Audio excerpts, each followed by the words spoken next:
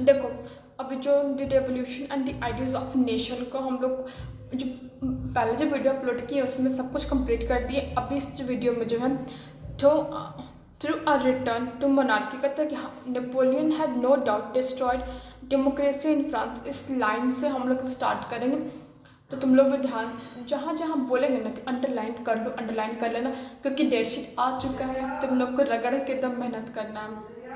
देखो, through a return to monarchy Napoleon had कहता है कि जैसे कि क्या था, नेपोलियन का शासन आया, पहले डेमोक्रेटिक रूल हो गया फ्रांस में, पहले मोनार्की रूल था, फिर डेमोक्रेसी रूल हो गया, अब फिर नेपोलियन आता तो फिर मोनार्की रूल हो गया। मोनार्की रूल मतलब क्या कि राजा रानी का शासन हो, बेसिकली कि राजा के अंडर पूरा शासन हो, उसको हम लोग मोनार्की रूल करते। देखो, योद्धा अकबर कौन देखा है, चंद्रगुप्त मौर्य कौन देखा है, और फिर कौन सा था, हाँ, महाराणा प्रताप कौन देखा। उसमें क्या था, उसमें जो रूल था वो रूल राजा रानी के अकॉर्डिंग था, राजा जो बोलते थे वो होता था। सेम है यहाँ पे। नेपोलियन हैड नो डाउट कहता है कि इसमें कोई शक ही नहीं है कि डिस्ट्रॉय डेमोक्रेसी इन फ्रांस। तो क्या था कि नेपोलियन जो है फ्रांस में जो डेमोक्रेसी था उस डेमोक्रेसी को नेपोलियन ख़त्म कर चुका था। But in the administrative field he had incorporated revolutionary principle in order to make the whole system more rational and efficient. But in the administrative field, तो कहता है एडमिनिस्ट्रेटिव फील्ड जो हो गया मतलब कि शासन का जो फील्ड हो गया, तो हम कि कैसे इधर जैसे हमारा एडमिनिस्ट्रेटिव फील्ड क्या होता है, हम लोग के स्कूल में एडमिनिस्ट्रेटिव फील्ड जो टीचर्स एडमिनिस्ट्रेटिव में आएंगे, नहीं एडमिनिस्ट्रेटिव में नहीं आएंगे वो, मतलब कि जो एडमिनिस्ट्रेटिव फील्ड जो था ना, ही had incorporated revolutionary principles in, तो मतलब कि जो क्रांतिकारी जो लोग थे उनका जो कुछ प्रिंसिपल था, कुछ क्या था उसको प्रिंसिपल्स मतलब, तो एक प्रिंसिपल था हमारे स्कूल का प्रिंसिपल हो जाता है, और इस प्रिंसिपल मतलब होता है कि एक इंसान जो होता है जिसका कुछ सर्टन रूल्स एंड रेगुलेशंस होता है, तो वही कहता है कि जो क्रांतिकारी लोग को जो सर्टन रूल्स एंड रेगुलेशंस था कि हमको ये चाहिए डेमोक्रेसी से, हमको ये चाहिए, हमको ये आउटकम चाहिए तो ये जो तो वो क्या किया जो नेपोलियन जो था, ये जो he had incorporated revolutionary principle, तो जो रेवोल्यूशनरी क्रांतिकारियों का जो प्रिंसिपल था, कुछ उसको प्रॉपर हिंदी हमको नहीं याद आ रहा है,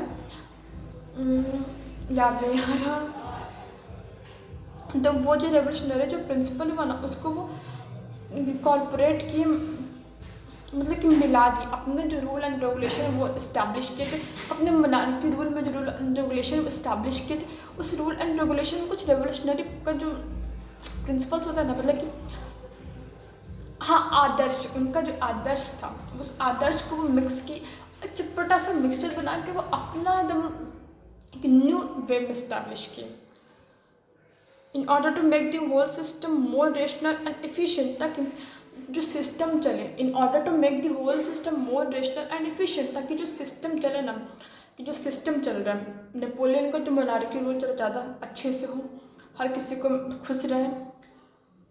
द सिविल कोड ऑफ 1804, तो कहता है यहाँ पे एक सिविल कोड का जिक्र हो रहा है जिसका नाम है द सिविल कोड ऑफ 1804 और द नेपोलियनिक कोड। तो कहता है कि जो सिविल कोड था 1804 को, उसको या तो नेपोलियनिक कोड भी कहा जाता है।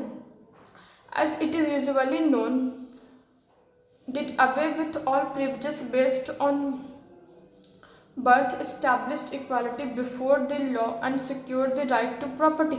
This code was exported to the regions under French control. Napoleon simplified administrative divisions in the Dutch Republic, in Switzerland, in Italy and Germany. कहाँ चला गया? Or the Napoleonic Code, as it is usually known, did away with all the privileges.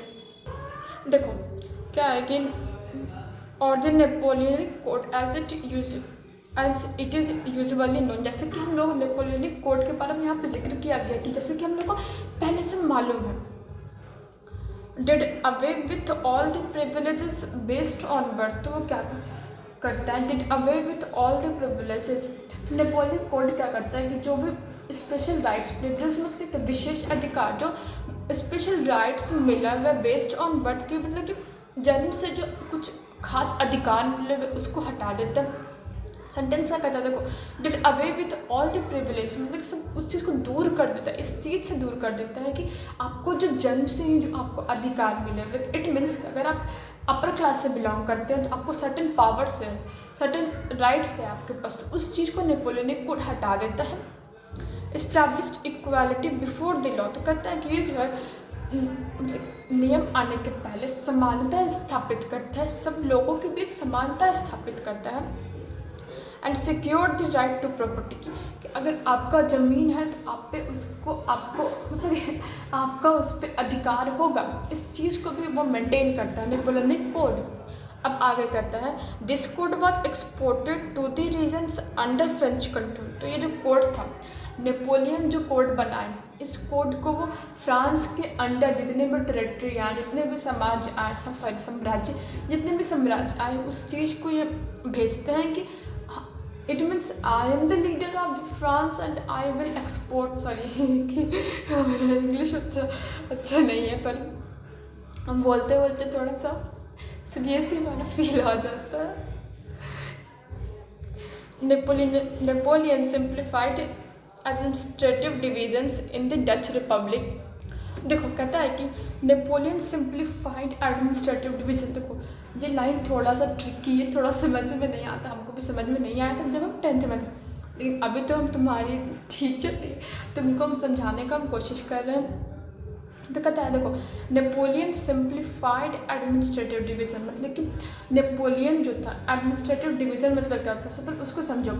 Administrative division मतलब कि administrative मतलब प्रशासनिक। देखो जिस country नहीं, जिस स्टेट में तुम लोग होगे, जिस स्टेट में तुम्हारे कुछ पुलिस ऑफिसर्स होंगे, IAS ऑफिसर्स होंगे, दे आर एडमिनिस्ट्रेटिव, तो उन एडमिनिस्ट्रेटिव डिवीज़न मतलब प्रशासनिक विभाग जो तुमको रूल एंड रेगुलेशंस को कंट्रोल करे, जो तुमको लॉ एंड ऑर्डर मेंटेन रखे, वो दिस इज जो एडमिनिस्ट्रेटिव। तो नेपोलियन सिंप्लीफाइड एडमिनिस्ट्रेटिव डिवीज़न मतलब कि कहता है कि नेपोलियन जो थे ना, जो एडमिनिस्ट्रेटिव डिवीज़न में मतलब कि जो प्रशासनिक का जो था, जो उसको सरल कर देते हैं, ईजी कर देते हैं। सिंप्लीफाइड मतलब ये होता है ईजी कर देना। इन द डच रिपब्लिक में, स्विट्ज़रलैंड में, इटली में और जर्मनी में नेपोलियन इस चीज़ को ईजी कर देते हैं, एडमिनिस्ट्रेटिव डिवीज़न को ईजी कर देते हैं। ही एबॉलिश द फ्यूडल सिस्टम, तो कहता है कि वो जो थे नेपोलियन फ्यूडल सिस्टम को भी ख़त्म कर देते हैं। कि एबॉलिश मतलब ख़त्म कर देना, तो समझा पहले कि फ्यूडल सिस्टम क्या होता है। देखो फ्यूडल सिस्टम वो सिस्टम होता है जहाँ पे जो ज़मीन का जो मालिक होता है वो ज़मीन के किराएदारों को, मतलब कि जो ज़मीन ले लेते हैं इस पर, उसको क्या बोलते हैं, जो गांव से होगा उसको पता होगा, इसको हमको पता है पर हमको याद नहीं आ रहा। हाँ बटैया दे देना, तो होता है ना कि अभी भी तो चलता है कि बटैया तो लोग कह देते हैं ज़मीन, तो वही मतलब कि, लेकिन उस टाइम क्या था जब ज़मीन लोग अपने जो टेनेंट्स हो गए, मतलब कि जो किराएदार हो गए ज़मीन को, जब उनको ज़मीन पर देते थे तो उनको उसका अति नहीं देते थे, जैसे उनका जो मेहनताना होता है ना, जो उनको मेहनत का जो कर्ज होता है, कि मतलब कि मेहनत करने पर उनको जो प्रॉफिट होना चाहिए वो उनको नहीं देते थे। बहुत ही ख़राब सिस्टम था उस टाइम के लिए ये फ्यूडल सिस्टम, कि उन लोगों को उतना नहीं मिल पाता था, तो वो उस चीज़ को ख़त्म कर दिए।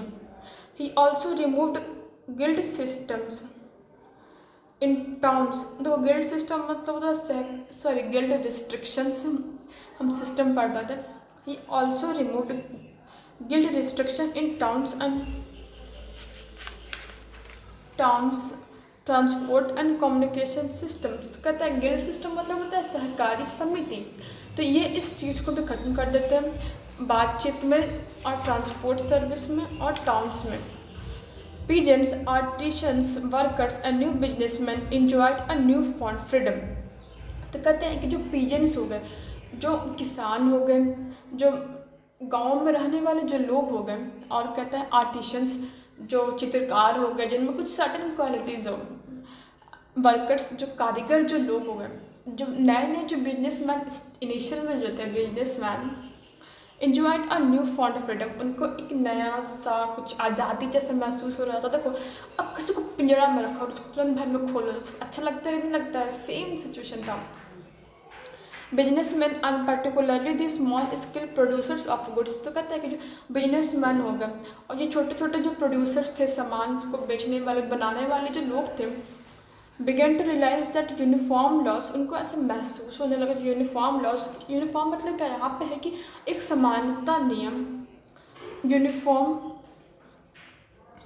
laws, standards, weights and measures and a common national currency would facilitate the movement and exchange of goods and capital from one region to another। तो कहता है कि अरे यार हम बोल रहा था मेरे घर से तो वो आवाज़ आते रहता।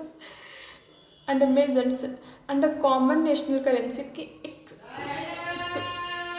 एक राष्ट्र में एक जैसा करेंसी, एक जैसा पैसा वुड फैसिलिटेट, कि मतलब कि ये जो मूवमेंट चलता है ना कि एक देश से हम सामान मंगा अपने देश को भेज दी, उस चीज़ को इजीली कर देगा, उस चीज़ को आसान कर देगा।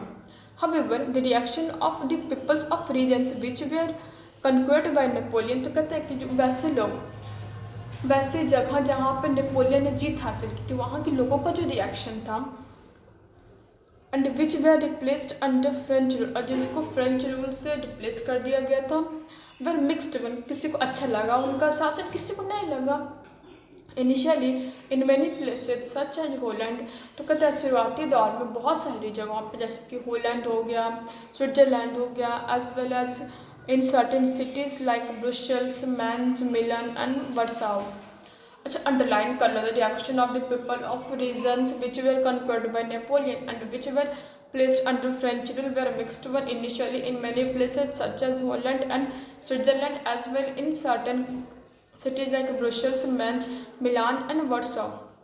The French armies were welcomed as harbingers of liberty। तो कहते हैं कि जो फ्रेंच आर्मीज जो थे उनको हार्बिंगर्स ऑफ लिबर्टी के तौर पे वेलकम किया गया था, स्वागत किया गया था। अब समझते कि हार्बिंगर्स ऑफ लिबर्टी क्या होता है। देखो कि harbingers of liberty welcome French armies को हार्बिंगर्स ऑफ लिबर्टी के तौर पर वहाँ पर स्वागत होता है। मतलब कि देर, तो हार्बिंगर्स ऑफ लिबर्टी मतलब क्या, वैसे लोग जो एकदम हमको इंडिपेंडेंस चाहिए तो चाहिए, मतलब एकदम कट्टर टाइप जो इंसान होता है ना कि एकदम हमको वो चीज़ चाहिए तो चाहिए, same cheese. But soon this initial enthusiasm of the people turned into hostility. तो कहता है कि जैसे ही लोगों के अंदर का ये उत्साह जो है बदलता है, तो कहता है कि देखो सुन दिस इनिशियल, मतलब शुरुआती दौर का जो उत्साह था कि हाँ ये लोग बहुत अच्छे हैं, बहुत अच्छे हैं, of the people turn into hostility. और ये जो लोगों का जो सोच था, ये जो उत्साह था, जैसे ही हॉस्टिलिटी मतलब दुश्मनी, शत्रुता में बदलती है। When they realise that the new administrative arrangement, ऐसे उन लोग को ऐसा महसूस होता है कि जो नया जो एडमिनिस्ट्रेटिव जो सिस्टम है, जो प्रशासनिक जो सिस्टम है, did not go hand in hand with political freedom, increased taxation, मतलब कि वो टैक्स बढ़ा देते, censorship, forced conception into French army से कि आप फ्रेंच आर्मी में आप जाइए, एकदम फ्रेंच आर्मी को सपोर्ट करिए, फ्रेंच आर्मी में घुसिए। All seem to outweigh the advantage of administrative change. तो कहते हैं कि ऐसा दिखता था कि वो लोग फ़ायदा उठा रहे हैं। और टॉपिक तो खत्म हो गया, फ्रेंच रेवोल्यूशन। अब है the making of nationalism in Europe. अब इसको कितना 3rd वीडियो में कंप्लीट करेंगे। तो बाय बाय, अच्छे से एग्ज़ाम देना है तुम। अरे अच्छा देखो, पहले ये बताओ कि तुम लोग छोड़ो